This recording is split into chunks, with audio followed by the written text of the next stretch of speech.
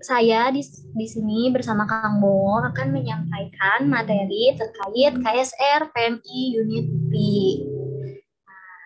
Jadi di sini kita akan berdiskusi bareng-bareng, ngobrol gitu ya, sharing-sharing, menyampaikan materi terkait KSR PMI Unit UPI agar kalian bisa mengenal gitu lebih dalam terkait KSR PMI Unit UPI ini.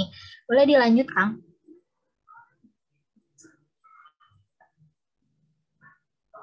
Nah, jadi apa itu KSR? Bisa dilihat ya, ini logo dari KSR PMI Unit UPI. Pasti tidak asing lagi ya buat kalian. Jadi apa itu KSR? Jadi KSR ini merupakan kesatuan unit PMI Palang Merah Indonesia yang menjadi wadah bagi anggota biasa dan perseorangan yang atas dasar kesadaran sendiri, ya. Jadi sebagai wadah bagi anggota-anggotanya yang atas dasar kesadaran sendiri tanpa paksaan siapapun, jadi secara sukarela gitu, yang berada di bawah naungan Palang Merah Indonesia. Seperti itu ya mengenai KSR. Lanjut, Kang.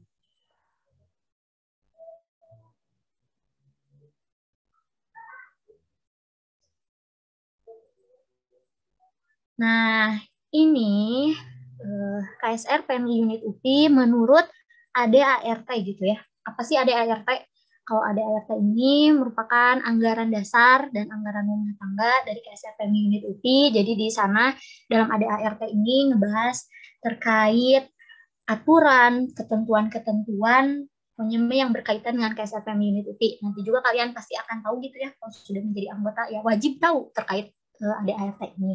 Jadi dalam ADART ini KSR PMI Unit UPI, KOP Sukarela Palang Merah Indonesia Unit Universitas Pendidikan Indonesia ini merupakan wadah kegiatan intra-universiter yang memiliki hak otonomi. Jadi memiliki hak otonomi untuk mengelola keorganisasian secara khas dan memiliki lingkup kegiatan kemanusiaan mahasiswa baik intra-universiter ataupun ekstra-universiter. Jadi di sini KSR PMI Unit UPI memiliki hak otonom gitu ya untuk mengelola keorganisasian secara mandiri gitu ya, khas gitu, dan memiliki kegiatan baik itu di luar kampus maupun di dalam kampus. Nanti ya akan diperlihatkan juga apa sih kegiatan-kegiatan yang ada di KSR PMI Unit UPI nanti ya di akhir. Oke, lanjut, Kang. Nah, KSR PMI Unit UPI itu berlandasan atas 5 gitu ya, ada 5. Yang pertama itu berlandaskan atas Pancasila. Kalau Pancasila sendiri kalian pasti udah tahu kan ya, yang 5 itu pasti udah hafal gitu ya. Lalu yang kedua itu berlandaskan pada 7 prinsip dasar gerakan Palang Merah dan Bulan Sabit Merah Internasional. Coba ada yang tahu gak apa aja gitu, sebutin. Izin menjawab teh. Iya, boleh, boleh. Namanya Azahra Putri, prinsip kemanusiaan, kesamaan, kenetralan, kemandirian, kesukarelaan, kesatuan, dan kesemestaan. Terima kasih. Ya, benar sekali ya. Terima kasih ya jawabannya. Ya, benar sekali ya tadi yang disebutkan kemanusiaan, kesamaan, kenetralan, kemandirian, kesukarelaan, kesatuan, dan kesemestaan. Nah, nanti terkait materi 7 prinsip dasar gerakan Palang Merah dan Bulan Sabit Merah Internasional nanti akan disampaikan lebih lanjut gitu ya. Per poinnya seperti apa nanti di kegiatan pendidikan lanjutan gitu ya, teman-teman. Lalu yang ketiga itu mengenai berlandaskan Undang-Undang Kepalang Merahan. Kalau nggak salah ya yang terbaru itu 2018 gitu ya, ada di internet. Jadi kalian bisa kalau ingin tahu lebih dalam bisa download aja gitu ya di internet. Di sana ya berisi tentang apapun Kepalang Merahan, dimulai dari logo, kegiatan-kegiatannya, dan lain sebagainya. Tadi juga sempat dibahaskan ya sama ke materi sebelumnya. Lalu yang keempat itu berdasarkan Tridharma Perguruan Tinggi. Nah ini mah waktu mau kaku sering dibahas juga ya, Tridharma Perguruan Tinggi yang terdiri dari pendidikan dan pengajaran, lalu penelitian dan pengembangan, dan pengabdian kepada masyarakat. Lalu berdasarkan wawasan alma mater, ini sesuai dengan Universitas Pendidikan Indonesia. Seperti itulah landasan dari KSR PMI Unit UPI. Enggak, kan boleh dilanjut. Next.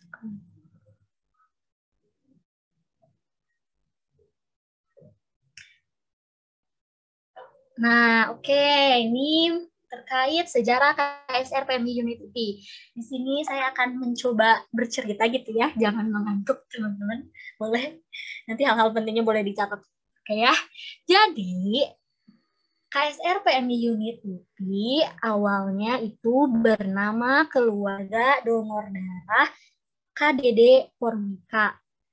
Gitu ya. Itu dibentuk pada tahun 1975 oleh beberapa mahasiswa dari pendidikan biologi. Kalau sekarang mah kan nama fakultasnya FMIPA, nah kalau dulu mah nama fakultasnya itu FKIE, Fakultas Keguruan dan Ilmu Ekstrak gitu ya teman-teman. Jadi beberapa mahasiswa membentuk KDD ini dan berkeinginan untuk melakukan suatu kegiatan gitu ya. Kegiatannya yaitu berupa seperti pengabdian relawan gitu terhadap korban bencana. Nah, waktu itu teh di Gunung Agung di Bali gitu ya, dan bencana-bencana lainnya. Nah, selain itu berkeinginan juga untuk melaksanakan kegiatan aksi donor darah gitu, untuk membantu orang-orang yang membutuhkan darah seperti itu gitu ya. Nah, itulah alasannya kenapa si KDD Formika ini dibentuk gitu. Alasan berkeinginan melakukan kegiatan tersebutlah dibentuk. Lalu, pada tahun 1983, keluarga donor darah Formika ini diganti lagi namanya menjadi KDD FMIPA IKIP Bandung. Kenapa? Karena di sini anggotanya sudah semakin meluas gitu, tidak hanya di pendidikan biologi saja, tetapi ini sudah meluas sampai ke fakultas FMIPA. Dan di sini juga terjadi pergantian nama fakultas ya, dari tadinya FKIE menjadi FMIPA. Jadi oleh karena itulah diganti namanya pada tahun 1983 menjadi KDD FMIPA IKIP Bandung. Nah, dalam masa ini juga kegiatan yang dilakukannya itu lebih ke arah donor darah dan juga pengecekan golongan darah. Dan pada masa inilah sudah termasuk ke masa organisasi gitu ya, sehingga pada tahun 1985 maka si KDD FMIPA IKIP Bandung ini disahkan menjadi UKM KDD IKIP Bandung gitu ya. Ada SK-nya seperti itu melalui surat keputusan rektorat ya teman-teman. Lalu lanjut Kang. Nah, lalu pada masa-masa ini itu ternyata KDD IKIP Bandung, UKM KDD IKIP Bandung ini tidak hanya berkegiatan dalam hal donor darah saja gitu ya, tetapi berkegiatan dalam hal P2M juga. P2M bukan, mohon maaf. Ada kegiatan P3K, pertolongan pada kecelakaan. Nah, oleh karena itu pada tahun 1993 diubahlah namanya dari UKM KDD IKIP Bandung menjadi UDD dan PPPK IKIP Bandung. Nah, ini juga dilandaskan karena dapat kritikan juga gitu ya dari pihak PMI karena tidak sesuai. Namanya kan KDD tetapi kegiatannya ada P3K juga. Nah, sehingga diubah menjadi unit donor darah dan pertolongan pertama pada kecelakaan IKIP Bandung. Itu ya, teman-teman. Nah, di sini juga ada perubahan dari asalnya KDD menjadi UDD, dari asalnya keluarga donor darah menjadi unit donor darah. Itu karena organisasi lain gitu banyak yang menggunakan kata unit gitu, tidak menggunakan kata keluarga, sehingga diubahlah. Nah, ini ditetapkannya juga pada saat musyawarah anggota tanggal 24 Desember 1993 seperti itu. Lanjut Kang. Nah, pada tahun 1995 terjadi lagi perubahan nama dari UDD dan PPK IKIP Bandung menjadi KDD dan PPK IKIP Bandung. Nah, ini ditetapkannya juga melalui musyawarah anggota pada tanggal 25 Maret 1995. Kenapa gitu ya? Karena ada pada saat musyawarah anggota tersebut ada beberapa masukan mungkin ya daripada para pengurusnya, diubah lagi lah menjadi KDD gitu, karena dirasa kalau unit itu kita seperti ada di bawah naungan gitu ya, sedangkan kalau KDD lebih kekeluargaannya gitu seperti itu ya, dan dirasa lebih independen, sehinggalah diubah dari UDD menjadi KDD. Dan pada masa ini juga ada perubahan juga nih dari IKIP Bandung menjadi UPI gitu ya. perubahan universitas. Nah, lalu pada tahun 2003, itu tanggal 3 Mei, itu dalam musyawarah anggota ke-27 gitu ya, maka ditetapkanlah, diubahlah lagi dari KDD dan PPK IKIP Bandung menjadi KSR PMI Unit UPI. Nah, dalam masa ini dari 95 sampai 2003 ini terjadi banyak sekali gitu ya perdebatan antara pengurus KSR, UPI, dan bahkan PMI untuk merubah nama ini karena dari pihak KDD-nya sendiri tidak mau gitu ada di bawah lingkup PMI kayak gitu. Terus sedangkan dari pihak PMI-nya sendiri kan sudah ada ketetapannya bahwa KSR itu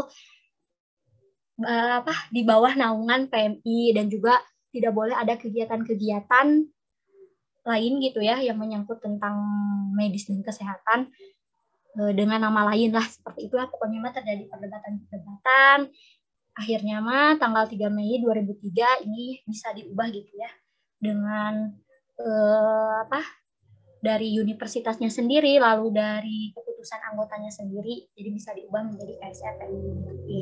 Nah, begitulah dongeng terkait sejarah KSR PMI Unit UPI. Nah, ini kalian ingin tahu gitu ya lebih lengkapnya terkait nama ketuanya siapa gitu dan lain sebagainya, terus gimana sih secara jelas itunya. Nah, nanti ini insya Allah nanti dari kami ada buku ya, buku akan menerbitkan sebuah buku KSR PMI Unit UPI, di dalamnya juga terdapat sejarah, nanti kalian bisa baca lebih lengkap di sana. Oke, lanjut Kang. Oke, nah ini merupakan struktur organisasi gitu ya. Ini juga terdapat di ADART terkait ini struktur organisasinya gitu ya. Jadi teman-teman bisa dilihat ya, diamati secara sama gitu. Ini ada musyawarah anggota, ini ada mandataris, ini ada pengurus anggota dan dewan penasehat. Ini badan kelengkapan dari KSR PMI Unit UPI. Musyawarah anggota ini merupakan forum tertinggi yang ada di KSR PMI Unit UPI. Nah, di musyawarah anggota ini ngapain sih? Musyawarah anggota ini merupakan forum gitu ya untuk membahas mengenai pelaporan pertanggungjawaban baik itu dari mandataris sebelumnya maupun itu dari dewan penasihat sebelumnya gitu. Nah, di sini juga di musyawarah anggota ini ditetapkan juga terkait mandataris atau ketua umum untuk periode selanjutnya. Di sini ditetapkan juga terkait ADART tadi ya, anggaran dasar dan anggaran rumah tangga, dan juga GBPK seperti itu. Nah, ini musyawarah anggota tadi ya disebutkan sebagai forum tertinggi dari KSR PMI Unit UPI. Terus di sini ada mandataris. Nah, mandataris teh ketua umum gitu ya, teman-teman. Nanti yang melaksanakan ketetapan-ketetapan yang dihasilkan dari musyawarah anggota. Terus ada pengurus yang berisi dari anggota biasa gitu KSR PMI Unit UPI yang telah lulus melewati didik lanjut tingkat besar gitu. Lalu ada anggota-anggota mah kayak anggota muda, anggota luar biasa, anggota kehormatan gitu dan lain sebagainya. Terus ada dewan penasihat juga. Nah, dewan penasihat ini berfungsi sebagai lembaga gitu ya yang mencari dan juga menampung, menyalurkan dan juga menjembatani gitu ya aspirasi dari anggota KSR PMI Unit UPI dan juga lembaga yang memberikan pertimbangan terhadap arah kebijakan mandataris dan sebagai lembaga yang mengawasi, mengevaluasi kinerja ketua umum dan pengurus dan menyampaikan teguran dan usulan kepada ketua umum dan juga pengurus. Seperti itu ya terkait dari fungsi dari Dewan Penasehat ini. Oke, biar lebih gampang kita lihat ya ini keterangannya. Ini garis merah ini merupakan garis perintah. Garis perintah.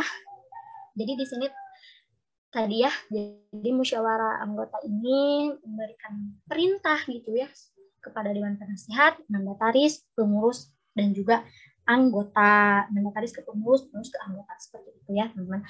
Lalu tadi sudah disebut juga kan mandataris yang melaksanakan ketetapan yang dihasilkan dari musyawarah anggota, seperti itu. Lalu di sini garis aspirasi nih yang putus-putus warna orange.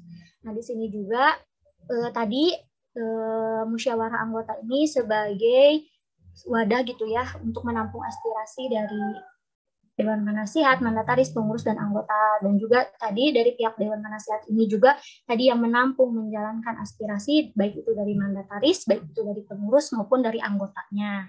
Itu. Lalu ini garis hijau ini merupakan garis koordinasi. Jadi nanti Dewan Penasihat itu sebagai koordinasi dan kepada mandataris dan juga pengurus. Tadi sudah disebutkan dari fungsi Dewan Penasihat sebagai lembaga yang mengevaluasi gitu ya, lembaga yang mengawasi kebijakan dari ketua umum maupun dari pengurus, terus lembaga juga sebagai lembaga yang memberikan teguran dan usulan juga kepada mandataris dan pengurus. Seperti itu ya teman-teman. Ini garis perintah. Yang merah ini yang oranye garis aspirasi, yang hijau ini garis koordinasi. Lanjut, Kang.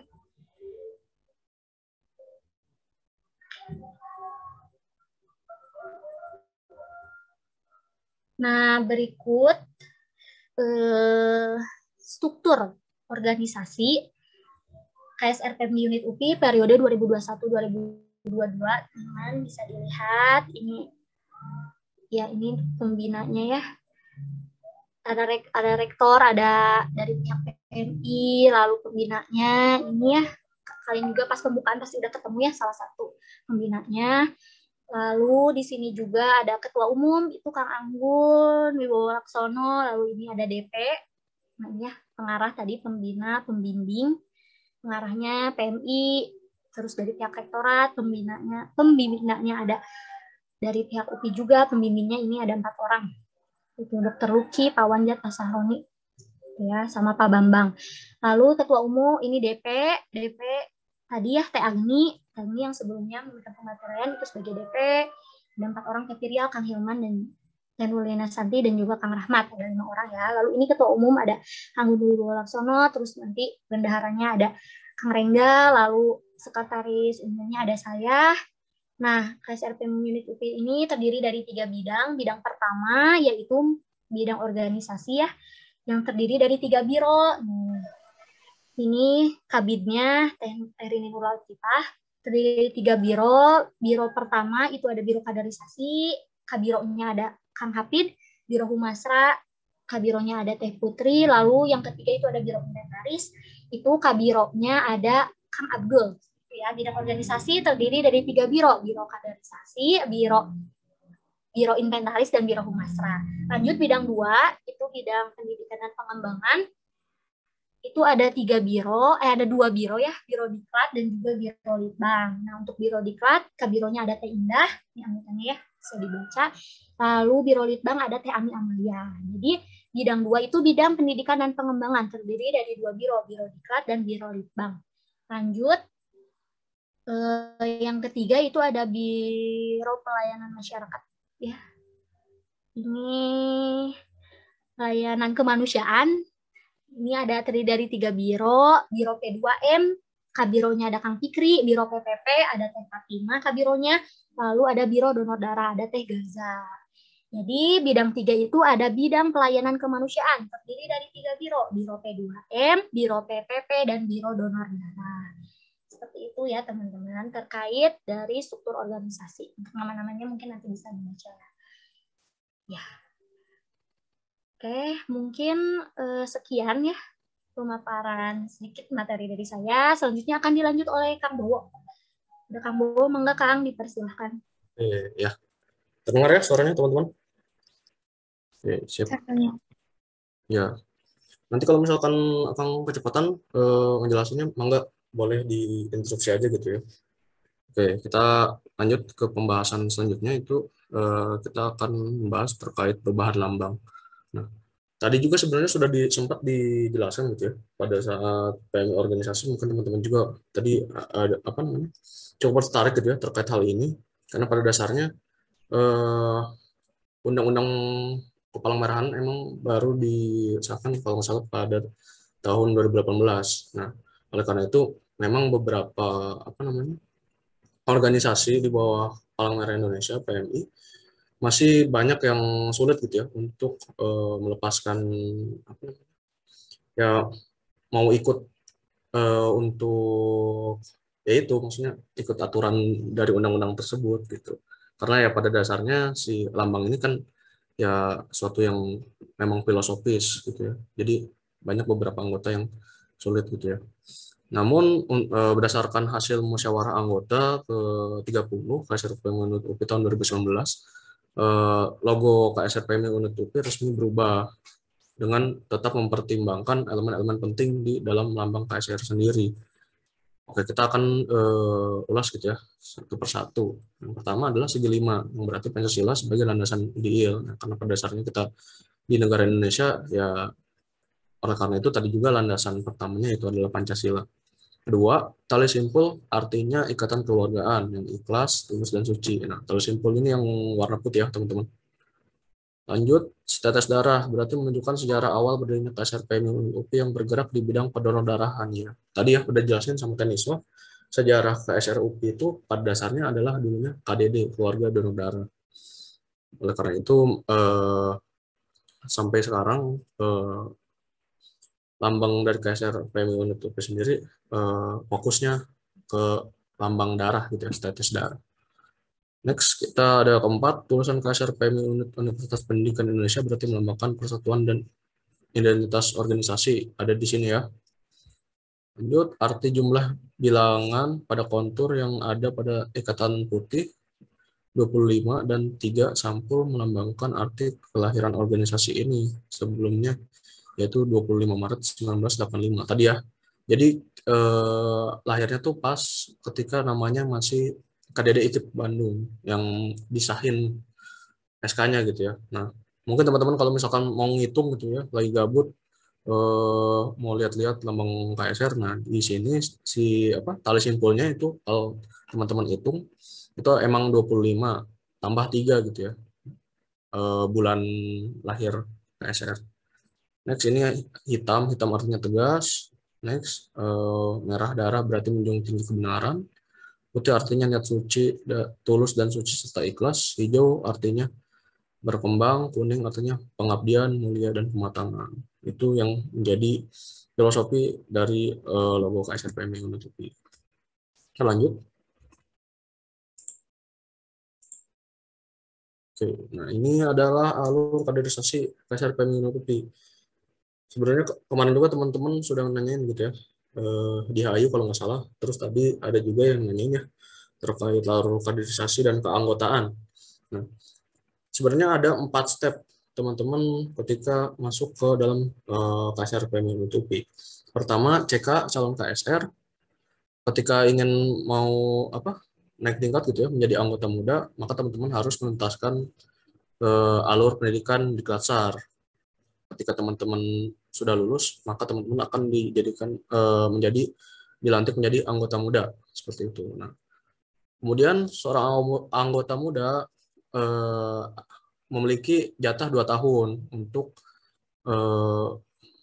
berhak mendapatkan pendidikan lanjutan. Karena sesuai yang kemarin akan sampaikan juga, di KSR sendiri karena kita di bawah 2 naungan, PMI dan UPI, kita memiliki alur kurikulum di bawah PMI. Nah, sedangkan untuk menjadi seorang relawan di PMI sendiri harus memenuhi 120 jam. Jadi kurikulum di kami di KSR UPI itu dibagi 2. Jadi diksar 60 jam kurang lebih untuk jam PMI dan dikelanjut adalah 60 jam. Seperti itu, teman-teman. Setelah menjalankan dikelanjut, teman-teman akan menjadi AB, anggota biasa, dan nanti akan masuk ke pengurusan sampai lulus kuliah. Namun teman-teman jangan khawatir ketika teman-teman nanti misalkan di masa akhir, di mahasiswa tingkat akhir, kami juga memiliki toleransi gitu ya teman-teman untuk ketika teman-teman yang setelah menjadi pengurus tetap menjadi AB, hanya saja intensitasnya akan lumayan berkurang gitu, karena ya pada dasarnya kita juga ya toleransi gitu ya untuk akang teteh yang sudah mahasiswa akhir untuk menuntaskan kuliahnya. Lanjut untuk menjadi ALB, maka pada dasarnya ya harus lulus kuliah gitu kan. ALB dalam kata lain adalah alumni sebenarnya teman-teman. Cuman di kami tetap gitu ya untuk alumni sendiri tetap ada acara khusus gitu ya untuk silaturahmi teman-teman dari kepengurusan dengan akun ALB seperti itu ya. Ketika nanti sudah meninggal dunia, maka status ALB ya otomatis digugurkan seperti itu. Oke, kita lanjut. Nah, ini ada peran dan fungsi KSR. Sebenarnya secara umum gitu ya, ini berdasarkan KSR dasar, tugas KSR PMI adalah melaksanakan pertolongan bantuan dalam satuan ataupun unit yang terorganisasi. Nah, berhubungan juga dengan tadi ya, yang kata Teniswa, terkait ketika KDD, UPI belum menjadi KSR, sedangkan apa namanya tugas-tugasnya memang ingin melakukan pertolongan pertama, maka yaitu ada pertentangan gitu ya dari PMI. Pada dasarnya kami udah punya apa namanya badan yang namanya KSR gitu. Dari itu gimana kalau misalkan di UPI ada yang namanya KSR gitu. Oleh karena itu akhirnya seperti tadi gitu ya, sudah ditetapkan dan berubah menjadi KSR UPI seperti itu. Dan pada dasarnya itu sama tugas dari organisasi ini juga, yaitu melaksanakan pertolongan bantuan dalam kesatuan atau unit yang terorganisasi. Lalu untuk peran KSR sendiri ini ada 3 ya teman-teman. Ada pengembangan organisasi ya, jadi di KSR sendiri ya gimana kita mengembangkan suatu organisasi, baik untuk apa namanya di lingkupan kecilnya di KSR sendiri, kayak misalkan apa namanya salah satunya ini programnya, yaitu adalah regenerasi keorganisasian gitu ya anggota. Lalu peran kedua adalah peran KSR dalam mengembangkan sumber daya. Sumber dayanya apa saja? Contohnya kayak misalkan anggota ataupun sarana yang ada gitu. Maka dari itu sering dari KSR sendiri untuk apa namanya mengajukan ke pihak universitas ataupun PMI untuk melakukan apa namanya pembaruan peralatan, yaitu pada dasarnya ya peran dan tugas memang berhubungan gitu ya. Yaitu tugas pertama kita adalah melaksanakan pertolongan bantuan. Yang terakhir adalah peran KSR dalam pengembangan citra. Citra di sini ya kepada 2 orang tua kita gitu, yaitu PMI dan UPI. Ya gitu. Dengan adanya kita apa namanya melaksanakan proker-proker secara tidak langsung, nama PMI dan UPI juga terangkat gitu kan. Seperti itu teman-teman. Kita lanjut. Oke. Nah, ini ada kegiatan-kegiatan apa namanya KSR gitu ya. Ini ada yang sebelum pandemi ataupun sesudah pandemi. Kita akan bahas agak nyantai aja gitu ya teman-teman. Oke, kita lanjut. Kegiatan pertama adalah demo dan expo UKM. Nah, sebenarnya ketika teman-teman mungkin teman-teman juga tahu KSR itu dari Mokaku gitu. Mokaku kemarin ya karena apa namanya online. Ya paling dari teman-teman UKM, forum UKM juga sudah menyepakati kalau untuk pertunjukan UKM ya hanya sebatas video UKM gitu.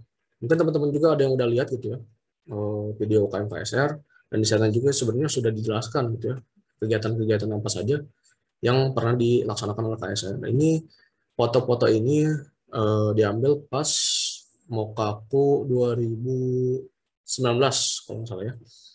Ini ada demo expo. Biasanya kita di UPI ya di gimnasium, ini di lapangan berdebu gitu ya teman-teman. Ini ada stand-nya dan ini ada maskot KSR UPI ya. Oke, lanjut. Oke, ini ada pendelegasian pematerian. Ini pendelegasian pematerian ini ada yang saat sebelum pandemi dan saat pandemi. Rata-rata bulan-bulan kemarin kita mengisian pematerian secara online kayak gitu ya. Ya karena pada dasarnya belum bisa bertatap muka gitu ya. Jadi kita melakukan pematerian ya seperti ini gitu, apa namanya, melalui Zoom ataupun Google Meet seperti itu. Lanjut, ini yang saat pematerian offline teman-teman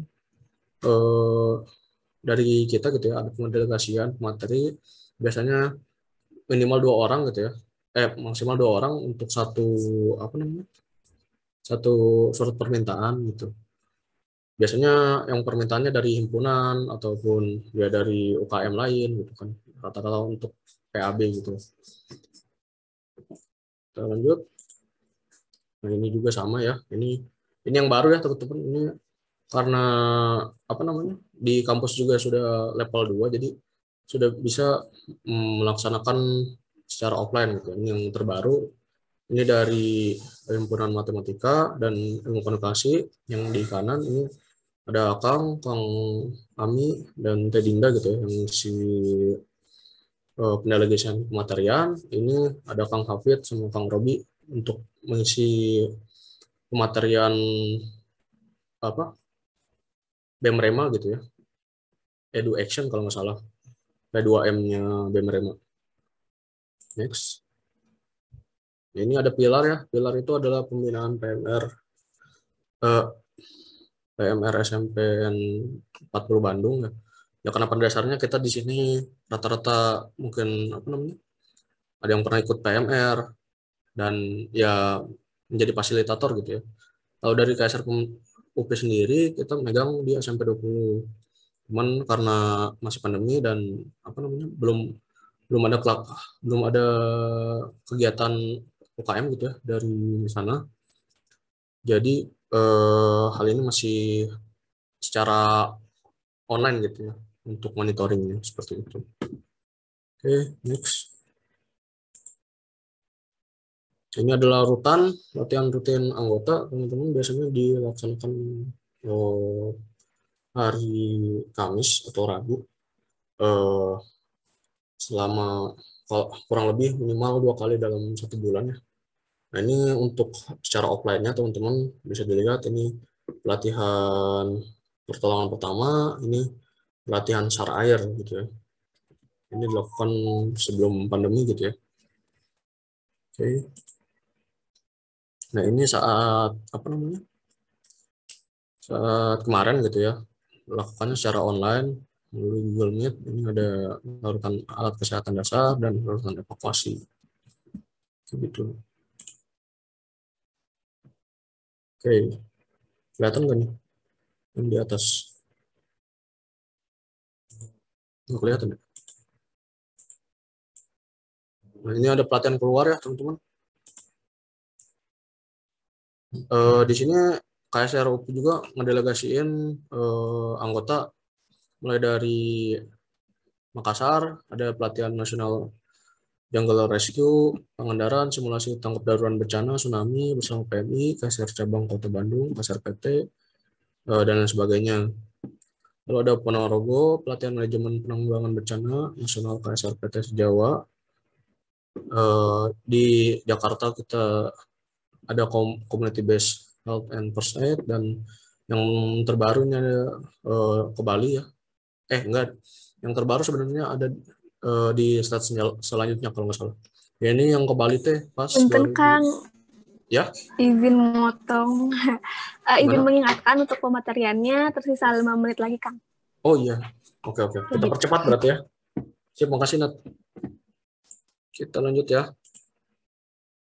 Nah ini pelatihan keluar ya. Ini apa namanya? Yang SAR air dan ini manajemen posko dan PP ambulan. Lalu ini ada babak bulan bakti kemanusiaan. Nanti sebenarnya teman-teman secara apa namanya? Kalau pengen lihat lebih lanjut mah bisa ya di IG ataupun di YouTube KSR PM menutupi. Nah ini yang terbaru ya. Pas tahun ini bakti KSR untuk masyarakat ini kemarin ada webinar dan donasi sosial bersama rumah yatim. Enggak boleh dicek ya IG-nya KSR. Ini yang pas tahun 2019. Nah ini aksi donor darah kita untuk 2 tahun terakhir ada di PMI Kota Bandung karena ya di kampus masih belum diizinkan, lagian juga di kampus aku masih sepi gitu ya, jadi kurang gitu, kurang untuk mengadakan donor darahnya. Ini yang biasa kita sering donor darah gitu ya, lakukan di kampus. Ini ada Galaksi, gelar lomba dan aksi perlombaan PMR se-Jawa Banten.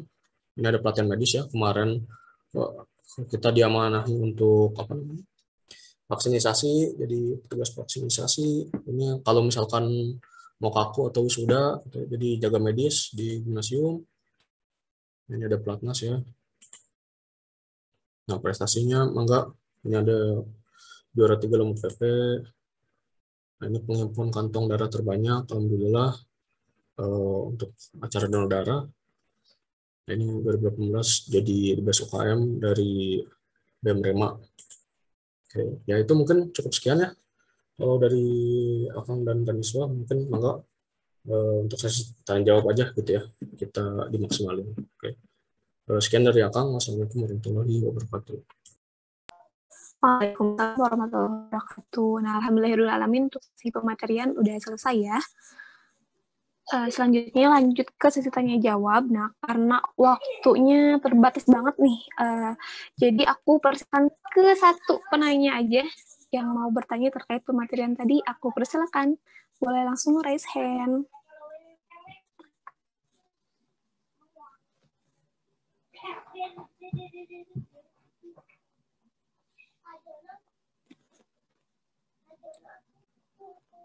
Ayo, ada yang mau bertanya? Boleh banget. Itu ada, Nak? Siapa ini ada? Siapa nih? Oh, dari CK 086 ya, Miss Rina. Dipersilakan. Baik, CK 086, Miss Rina Raihana izin bertanya. Tadi itu kan ada urutan menjadi anggota ya, dari CK menjadi AM, AB, dan juga ALB. Nah, untuk kepengurusannya sendiri itu tingkatannya itu di mana ya? Apakah di AM atau di AB? Terima kasih. Mau sama siapa nih? Boleh Kang jawab Kang. Oke, ya. Izin jawab ya, teman-teman. Untuk menjadi seorang pengurus, teman-teman harus menjadi seorang anggota biasa. Nah, anggota biasa juga ada runtutannya gitu ya. Jadi ketika teman-teman baru menyelesaikan diklat lanjut, teman-teman ya secara tidak tertulis namanya yaitu ABB, anggota biasa baru. Nah, anggota biasa baru juga tetap melakukan magang sampai nanti ketika rapat pengurus 2 akan dilakukan wawancara staffing kepengurusan. Nanti setelah rapat pengurus kedua, maka teman-teman ABB baru menjadi pengurus gitu, teman-teman. Seperti itu, Miss Rina ya.